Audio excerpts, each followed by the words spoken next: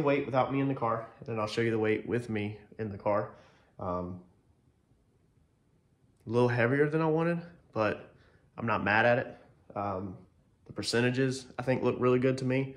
And we do still have the AutoZone Advanced Auto Parts normal car battery in the trunk. We can take that out and switch to our lighter XS battery. I think that one's lighter, I think. If we wanted to get the percentage a little bit off of the right rear. Let me flip the camera around. And I do have enough fuel in it to make a solid pass, if not 2 passes, in it right now. So it's not 5 gallons, it's probably about 3 or 4 gallons in there, 3 gallons maybe. So there is the numbers. I'm trying to get the glare off of it without me in the car. That's just it empty. Let me climb in and I'll show you with me in the car. So let's see if we can zoom in over there. Well, first off, I'm definitely in the car in loafers. So I know you're gonna have a little bit of fire gear added. So there is with me in the car, sitting in the car. That's the numbers. So like I said, at least I didn't see that 3,000 pounds. It's really freaking close, closer than I'd like it to be. But I don't have a lot of lightweight stuff on here. So this whole front end, like I said, is all steel, all original. So it's heavy. The only thing we don't have on is the bumper valance. It is just a plastic bumper up there. So it's not gonna put much weight at all. Maybe, I don't know, maybe 8 pounds, 5 pounds on the front. So with that on there, we probably toss 3,000 with the fire gear and everything. But yeah, I mean, I want it lighter. But like I said, if I pulled all of this stuff off, these doors and fenders and everything, and put fiberglass on here, I think we'd be sitting pretty good. I mean, that's an all steel car. That's a glass windshield. It's Lexan side windows, glass quarter, Lexan rear glass, factory steel deck lid, aluminum wing. So there's 0 fiberglass body parts on this car besides fiberglass rear bumper and fiberglass front bumper. Fiberglass front bumper has to go on there too. So we're definitely going to top 3,000, right? We're just going to tip the scale with the bumper and the valance on there. But not bad for all steel, in my opinion. All right, so this is what it looks like with the fenders on, with the wheels. So it's decently low. I think we're going to turn the front end up some. I know I hate the clearance issues with exhaust anyway, and I know for doing this no prep stuff, we're gonna need the front end up a little bit anyway. It's not gonna hurt us. So it's kind of all positives besides looks. I'm big on looks, but that side, I really like it, how the height is, but we're not gonna be able to go for looks if we're gonna get down and do something. So we're gonna jack the front up, take the pressure off the springs. I'm gonna turn them up a little bit more in the front end. Probably get it where I can see the top of the tread of the tires a little bit, even though I really don't like that. But I guess we need to go for function over looks right now. And then we'll see where we're at and move forward. I'm really dreading this process of the whole thing. All right, I jumped out here and got straight on this thing, and I kind of have been ignoring my phone, all messages, YouTube and everything. I just went and had to pick up our oldest daughter from the ice skating rink here in Wilmington. And when I got home, I sat down. I was gonna eat some crackers, but I only got through 2 of them because the notifications on YouTube is like 30-some comments. Y'all are absolutely amazing. I greatly appreciate the feedback, the comments, the advice. There's actually a couple things that were said in there that I honestly hadn't 100% figured out yet or thought about. So I greatly appreciate it. So far, y'all are hitting the weight around, man. Some of y'all are stupid close. Which you already obviously know that you was close if you was watching, you know, before. I got one side turned up about 3/4 of an inch on the spring on the bottom. We'll see what that relates to whenever it's on the ground. John just shot me back a text message. Moving on to this side, I absolutely hate these coilovers. These front coilovers are used strange ones, and they don't have the needle bearing things in them. My rear Viking ones, I paid like $800 some and got the coilovers. I got needle bearings that the coils spin on so they spin easily. I got the wrenches with them and everything.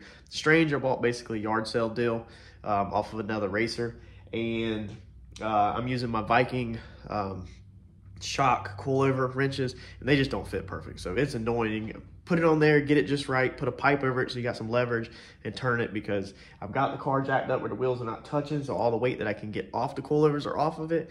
But man, I absolutely hate messing with springs. I'd rather completely probably sand a whole nother car and block it before I mess with a front set of freaking coilovers, man. But I'm hoping to order the correct wrench. I'm guessing, y'all, that coilover wrenches are all different across the brands. That's what I'm guessing, because the ones that come with my Vikings, they just don't fit great on the front, but they're made for the Vikings. So I'm gonna need to look that up, and I got to get the needle bearings,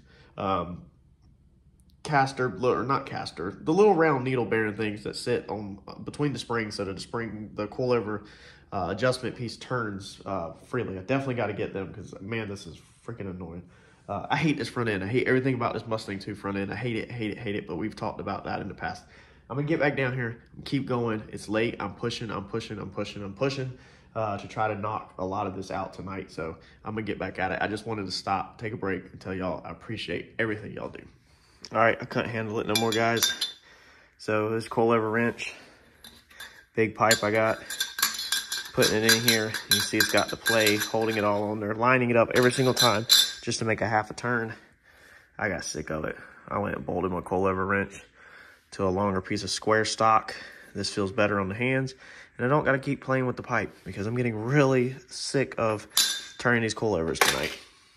Literally sitting here shooting John numbers back and forth that he wants on the car.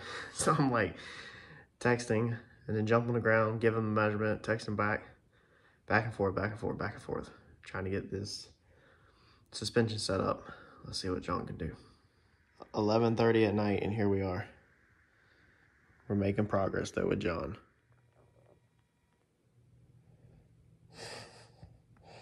It's going on like 12 o'clock. Me and John just got all of the measurements sorted out. Got what he wants me to change, so we have to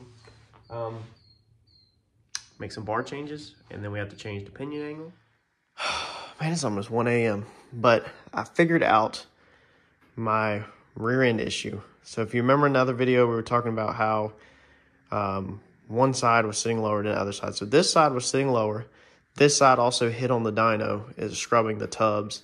And if you set the shocks the same, this side sits lower.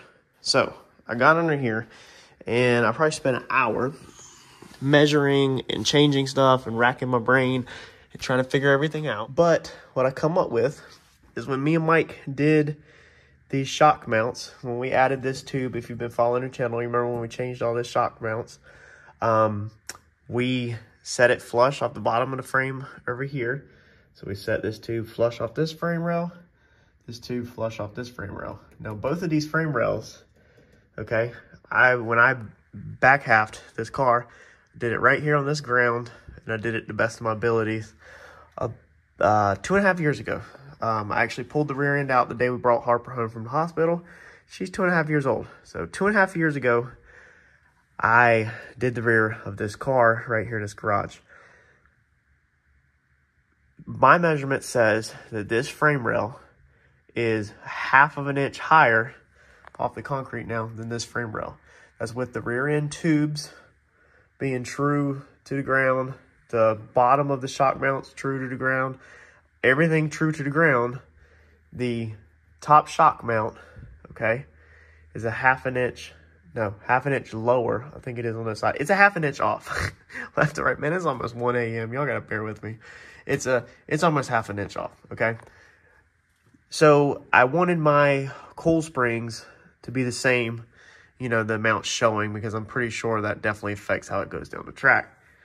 So what I've ended up doing is, like another gentleman actually mentioned in the other video, is I took it out. I'm sorry, man, I'm laying here on the ground. I took it all out in this shock mount. So I've got this bottom bolt on this bottom bolt hole, okay? That's the mount. And then on this mount, the bottom bolt hole is actually not in the bottom bolt hole. So this is actually, let's see here, down one hole compared to this side over here. So I just adjusted it there. Rear end's level to the ground, of course, when you take off. And now the height of the car will also be, you know, should be correct off the ground, because the shock is actually mounted one hole up higher on this side and that side.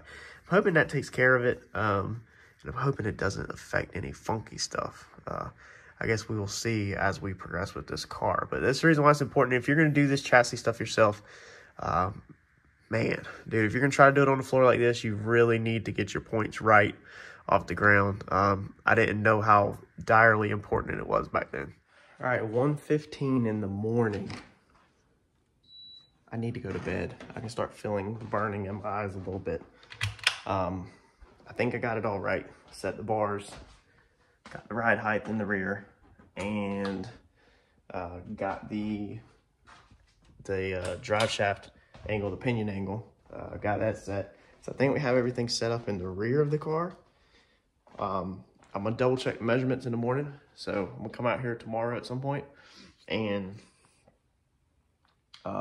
remeasure.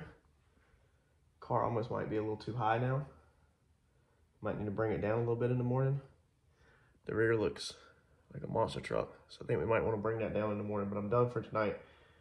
We're gonna get the height set in the morning, double check one more time, fine tune whatever changes are made, recalculate our measurements, shoot them numbers back to John, and see where we're at in the rear. And then we might be good to go back to the front. That thing looks like a freaking monster truck now. Man, but it's late. We gotta go to bed. All right, so it was like 1:30 last night when I stopped filming, and I went to leave. I cut all the lights off besides the overhead light, and I was like, I can't do it. I can't do it. I can't go to sleep knowing that this car down here looks like a 4x4, how high it's sitting up. So I jumped back underneath the car and went ahead and turned the coil springs way down. After looking the car over and back and forth with John and numbers and everything, we're going for separation on this car instead of squatting. The car's basically mini tubbed, so there's not a ton of room. I did check the 2 marks on the tire, and they are hitting the top of the tub, the wheel tub. So they did hit the wheel tub on the dyno. I know that was a lot from the shock situation that we just fixed, how one side was a ½ an inch lower than the other side. But due to the car already being so close to the tubs, we're going for the separation. So right now it's a 128% anti-squat on it. That's the numbers that we come up with. That's where John wants to start at on it.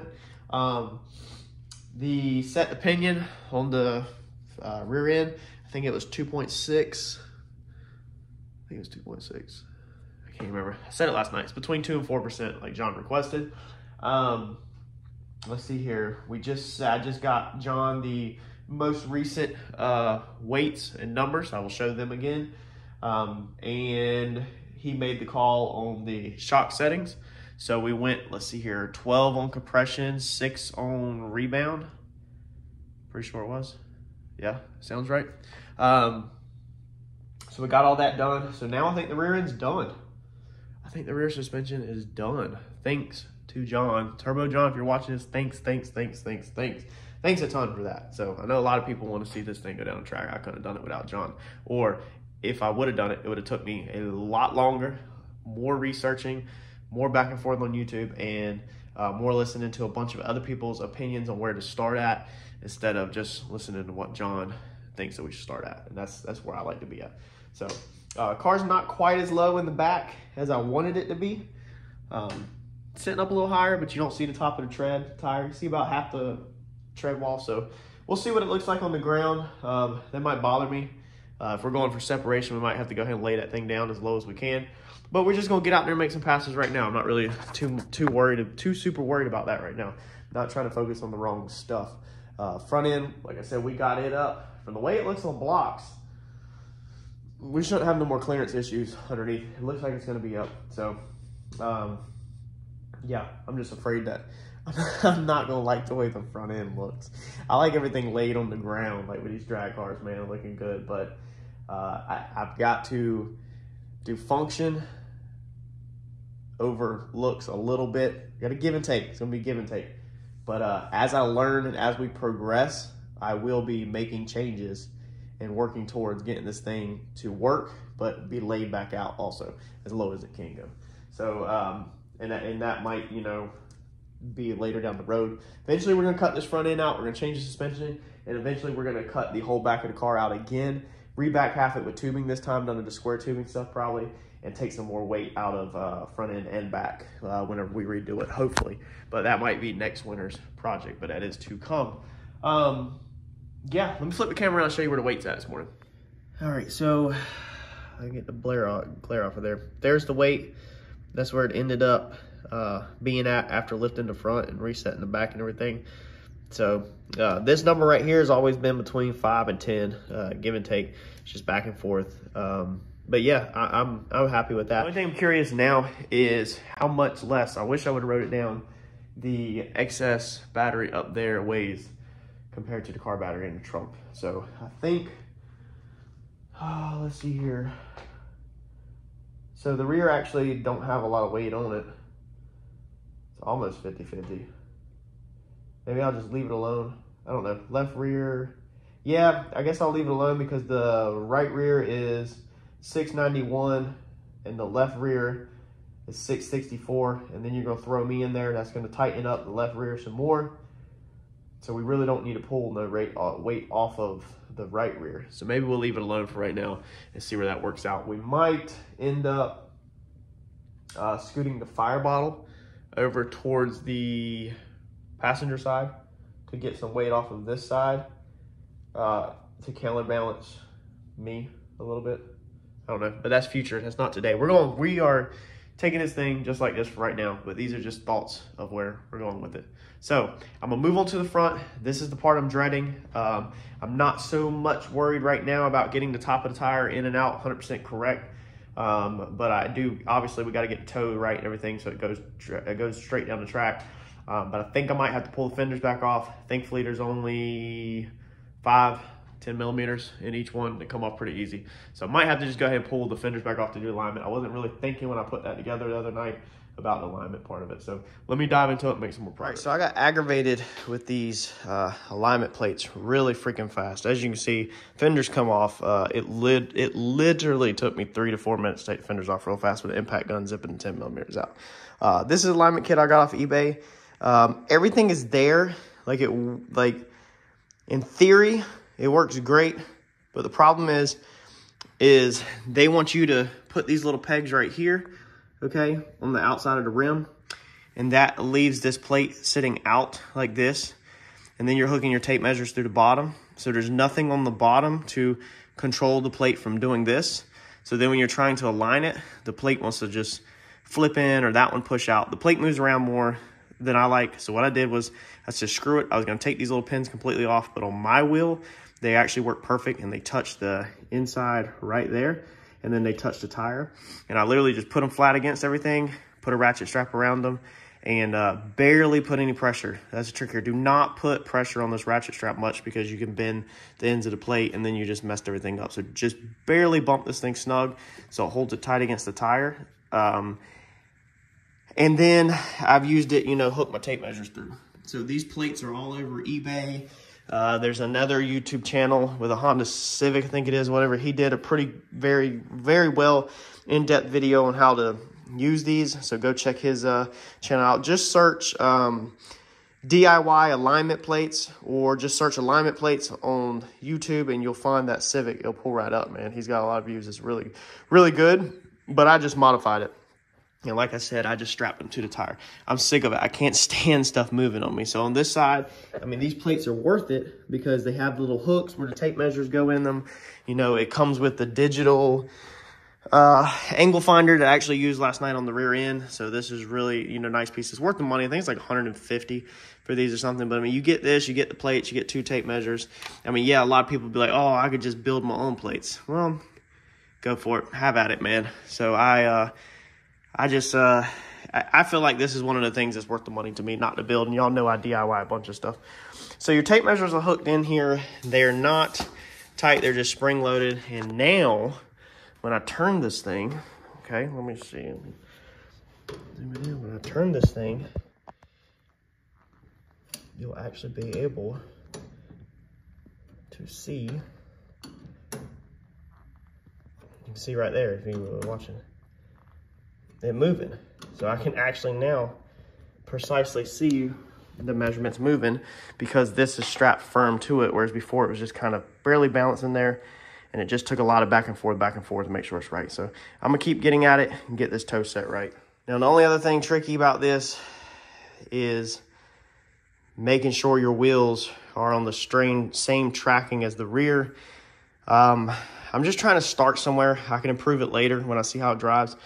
The best way to do that is probably with the old school string alignment. You wrap a string around all fours, measure off that, you know, check your fronts to your rears, the square string alignment trick, or just string down one side, whatever. You get pictures. There's a million ways to do this. I'm just trying to get this thing in the ballpark, see how it goes down the street, possibly this afternoon, maybe, if I make it. Man, I don't even know if I'm going to make it to this afternoon, be able to take it down the street. But, you know, eventually see how it goes down the track, whatever. That's all I'm doing. So, yeah, you can comment that, you know, you got to be square off your rear end. I get it. I get it 100%. You know, what I'm doing is I eyeballed them both straight, and now I'm just going to crank this side in a quarter, that side in a quarter, and then check it again. That should be really close. So you just want to equally move both sides left to right and not just move it all in one wheel once you get them straight. So I would advise you to start out with the string alignment trick. You can YouTube that, okay, and get everything square, and then maybe fine tune it with this. All right, so I think I got it close enough. I'm gonna try it. They say you want about 1/8 of an inch toe in on the front. I'm not trying to teach y'all nothing, because this is not my specialty. I don't even want to mislead somebody. You need to watch other YouTube videos. I just wanted to show you the plates that I'm using. We will take it down the road though, probably, hopefully, this afternoon, and see how it tracks. Steering wheel is pretty much, for the most part, straight.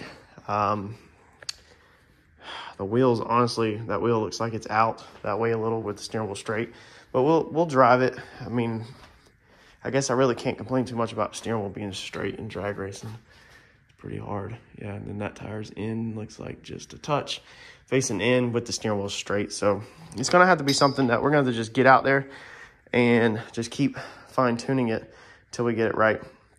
I'm gonna check my camber now and just see what they're sitting at. I know they're supposed to be checked pretty much with the car as it's gonna be going down the track. So just lift the front end up a little. And from what I was watching on YouTube, you pretty much want them to be at 0, so you get the most tire contact to the track when it is up in the air. But again, check other YouTube channels because this is not my department, y'all. One more thing about alignments. Professional alignment racks actually have a roller plate. So it's a plate that the tire sits on, and it has basically bearings in it so that it can very freely turn. You don't want these front tires loaded under any pressure or anything like that. You don't want to jack up from up here where this is pivoting and it's hanging, because then it's going to throw off your caster and all that stuff. But you want the pressure as close to the ball joint as you can in the spindle. So what I do is I leveled out 2 bottle jacks, okay? So there's a bottle jack and there's a bottle jack over there. I put them on the ground right here, put a straight edge across them. I zeroed out the digital angle finder that come with it on the concrete, and then I put it up here on a straight edge, and I made them the same height, and then I put them underneath the car in the exact same spot. I put them as close to the ball joint as I can to simulate, you know, the pressure on the tire from the outside. My tire's like barely off the ground, but that way they can spin the tire and work on it and stuff like that, and it's easy to make adjustments. It's not under pressure.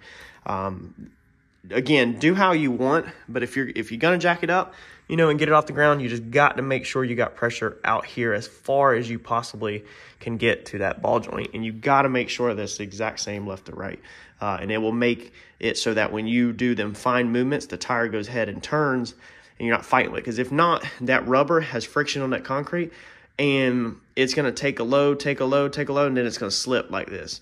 You know, it's finally up underneath enough pressure, and then when you drive, it's going to level back out. It's just not going to be right. So you kind of want these things where they're semi not touching the ground, in my opinion, so that you can fine tune these measurements. Right, I think the car is good to go.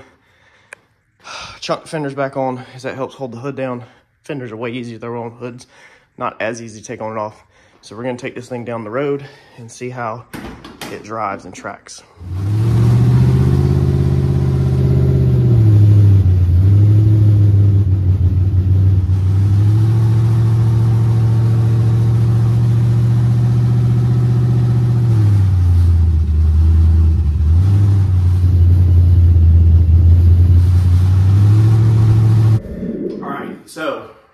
if you made it this far in the video, or maybe this is the beginning of the video, I'm not sure where this is gonna fall at yet. Here's the deal. We're gonna take it to the track.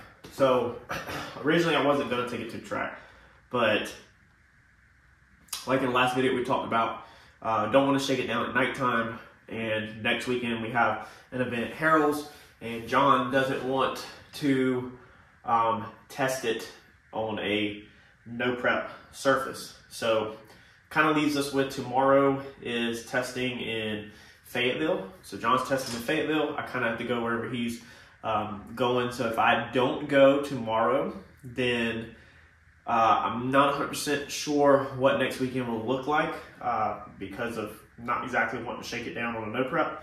So the thought process is to basically go shake it down at Fayetteville tomorrow. I'm gonna try to get this video out to y'all first thing in the morning. Not really trying to broadcast a bunch all over social media and stuff. Y'all might know about it before anybody else. Because you just need to shake the car down. So I'm new to all this. So burnouts, I've never done a burnout, drag racing burnout. It's all, any burnouts I've done have just been playing around with one wheel pillar. So we got to learn burnout. We got to learn how to stage. We got to do a, little at a time. So go, make a little hit, a little bit farther, down the track to make sure everything's good. So I'm hoping that for some crazy reason, everything will just go smooth. It probably won't. That's racing. That's cars in general. And I would love to be able to just get through all the shakedowns tomorrow and make a full hit. I was waiting until I got my Hans device, but the more talking to Randy and stuff like that, we're not exactly going to be racing tomorrow at high, necessarily high speeds. So I feel fine about it. And at the end of the day, you just have to feel comfortable with your life decisions that you make. I'm comfortable with not having a Hans device. I did track it. It is in Wilmington. It will be here on Monday. So we're good to go for Harold's with it. If I can shake this car down successfully on Sunday tomorrow, then we will be good to go to actually try to make some passes come next weekend at Harold's, which is where I really want to be set up at. I think I will do, right now my brain is, I think I'll do shakedown tomorrow, Sunday, and then do Harold's either Friday night, Saturday, or just Saturday, just depending on how it goes. And then I think I will be done for a week or two maybe, and get the car where I want it to be, because I don't see myself being able to get the car exactly where I want it to be maybe this coming week, because we got stuff to fix. So the radiator line, remember that we did with the hose, that still has to be changed. So we're going to go testing tomorrow with the radiator hose, but I got to hard line it before we actually get after it. I mean, we don't want to be trying to make an 8th mile pull with that in there. So this week I've got to get that welded up and finished before Harold's for sure, because we definitely don't want that. I'm okay with it for tomorrow, but it's got to be addressed before Harold's. Besides that, just odds and ends. So I'm about to finish up tonight. It might be another long night. I'm gonna continue to run through the car. As you can see, we drove it. Everything feels good. When I pulled back in the driveway, got out, let it cool off, went to finish rolling it into the garage. This was laying on the driveway. So this is a header bolt. So not good. But I do know that when I put the motor in, my buddy Spencer put one side in, but he said he didn't want to really crank on it since, these studs are cut down shorter. And so for me to go back over it, and I don't think I ever went back over his side. So we're about to see if it's the driver's side, which is the side he did. If it is, it's my fault. I just didn't go back over it. Either way, it's my fault. It's my car. But I didn't want to put a lot of torque on them. We talked about that in the past. I have the other header bolt, so we're about to try to put at least one long full-size header bolt in every header. So at least even if we drop a bolt or a bolt vibrates out, at least we have one good full length in every single header we can get it in, and try to just check them. So I don't know what we're going to accomplish, but we're going to load it up. We're going to take it to the track, and we're going to see what can happen. So we're also going to get the front end on this thing tonight. We'll check the fluids and everything at the track, make sure everything's at a crank level while working my nerves out.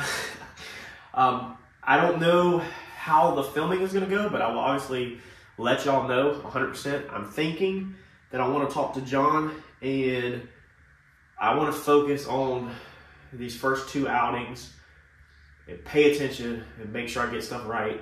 And I don't want to focus on YouTube. I just want to be in the moment. It's been 5 years of my life, and I just want to enjoy it. It's been 5 years, and I just want to make sure that I'm focused on the car and I don't have to worry about filming. With that said, if that's the case, I don't want to leave y'all out of it. We will get John to do the videos on his channel, and we'll give him all that footage of the first couple of passes or whatnot. So I will share it to my channel if that happens. Let's figure out what we got going. Let's get this done. All right, so it was Spencer. It was his side. So one fell out down there. Okay, so I went through and made sure all of them was tight and changed all these out studs, as you can see. So all the top ones are full length studs. The bottom ones you can't really get full length studs in the way some of these are made. They're really hard, but the ones that I could get full length studs in, I did. So basically, if you didn't catch our last video, this is what a lot of them had for clearance issues. So we had cut them down when Jason built the headers. There used to be, you gotta understand, there used to be metal from here all the way up to here. So the last two primaries, like, you couldn't even get to. So huge amount of clearance issues, but now you can easily access the whole top. So there's really no point in running cut down studs anymore. There's just not a lot of meat to put pressure on. This, I'm pretty sure, is on incorrectly. I'm pretty sure this is not how Jason intended this to be. I did this one. This is, I believe, how Jason intended it to be, for a full engagement inside the block, and then this end just cut down. So basically, he cut the star side off of them. I didn't pay attention when I took it apart and was guessing, and basically put these in backwards, I believe. So it stops right here on the shoulder. So I only had that much engagement in the block, where when from the factory, it has that much engagement. So as you can see, it's a big difference. So that's the reason why I kind of just wanted to go and swap these out. See if I can get these side-by-side comparison. So like that. So you get the picture here. That's not nowhere near, the engagement that we need. And I was just scared to put a ton of pressure on it, like putting the cut down side in there. But like I said, I'm pretty sure that's wrong. Pretty sure the cut side was supposed to be out. So 100% my mistake, but all the top ones have studs now, and we did not have the steering bolt up here tight. I had just had it through, so that's tight. Confirmed the steering bolt down there is tight. So all the steering is tight on that side. The last thing we're going to address on this side is going to be these brakes. Make sure they look good and they don't need any work to them as far as clearancing, and then move on. All right, she's all together. So I was just out here grinding, y'all. I wasn't trying to do a bunch of filming. She's still up on jacks. Like I said, I need to impact the front wheels first thing in the morning, but Harper is asleep right now, so she's good to go. We went down the checklist. I always say we. I told John the other day that he does the same thing. He says we, and there actually is no we. It's just I. There's 100% I in this team here at the house. When I'm at the track, that's different. She's together, boys. So we're going to take it to the track. She's going to the track tomorrow. We'll see how it does, and hope for something good. Hopefully I got everything. I got the wiring diagram this time because we had to fix the trans brake and the air shifter. Got all the parachute stuff. Got a pile here on the floor. So we got parachute stuff, so that put that on the more. Randy's probably gonna tell me I don't need it. I can hear him now. Oh, you don't need that. Just leave it off. We're not even making full hits. I don't like the car being incomplete, but gathered up some more stuff that's got to go in the trailer and stay in the trailer. So I'm trying to get the trailer stocked up.